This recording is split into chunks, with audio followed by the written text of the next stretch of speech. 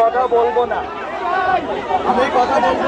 শীতের দ্বিতীয় ক্যাম্পাসের যে কার্যক্রম চলছে, এই কার্যক্রম যাতে ত্বরান্বিত হয়, আমরাও এটা আশা করি যে খুবই শীঘ্রই তাদের কাজগুলো হবে, যাতে তারা রিলোকেট করতে পারেন কেরানীগঞ্জে যেখানে আছে।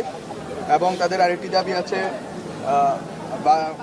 বাজেট না কমানোর জন্য, এবং যে সামনের বাজেট আছে যাতে বাজেট বরাদ্দ তাদের বাড়িয়ে দেওয়া হয়। অন্যান্য বিশ্ববিদ্যালয়ের তুলনায় তাদের বাজেট অপ্রতুল তারা মনে করছেন। তো আমরা মনে করি সরকার এই জিনিসগুলো সুনজরে দেখবেন, এবং শিক্ষা মন্ত্রণালয় আছে, অর্থ মন্ত্রণালয় আছে, প্রধান উপদেষ্টার কার্যালয় আছে, অনেকগুলো যেহেতু মিনিস্ট্রি রিলেটেড এই ক্ষেত্রে, এবং ইউজিসি আছে।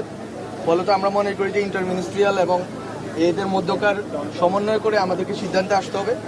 তারা বলার চেষ্টা করেছেন যে প্রধান উপদেষ্টার সাথে তারা দেখা করতে চান।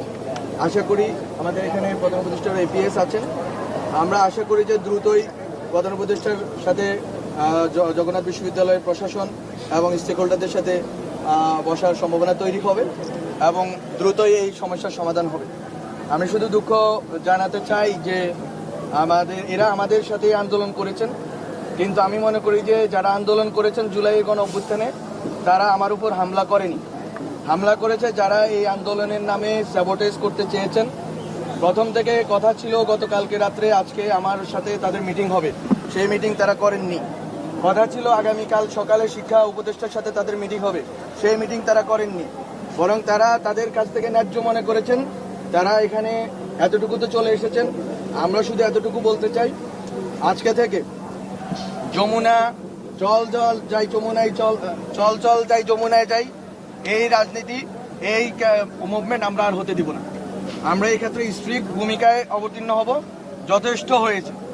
এবং যদি শিক্ষার্থীদের ভিতরে যারা এই কর্মকাণ্ড করেছেন তারা অনেক বড় ভুল করেছেন, তারা আমি মনে করি যে তাদের ভিতরে যারা স্যাবোটেজ করার অভিপ্রায় এখানে এসেছেন, শিক্ষার্থীদের উচিত তাদেরকে আলাদা করে রাখা এবং তাদেরকে চিহ্নিত করা, তাদেরকে শাস্তির আওতায় আনার ক্ষেত্রে সরকারকে, প্রশাসনকে সহযোগিতা করা। কারণ একটি যদি সঠিক দাবি হয়ে থাকে, এই দাবিটার ন্যায্যতা আমরা অস্বীকার করছি না, কিন্তু আপনাদের দাবি এবং আপনাদের উপরে আজকে যে পুলিশের যেই অবস্থান, এই অবস্থানকে আপনারা ন্যায্যতা দিলেন আপনাদের অপকর্মের মাধ্যমে, এটা আপনাদের করা উচিত হয়নি। আমি মনে করি যে আপনারা সহনশীল। এবং একটি আমার সাথে যেটা হয়েছে আজকে, আমি এখানে আসার পরে একটি অংশ যাদেরকে আমি মনে করি স্যাবোটুর, যারা স্যাবোটেজ করার জন্য বিভিন্ন আন্দোলনে ঢুকে, আমি শুধু তাদের নাম আজ উল্লেখ করব না, মিডিয়া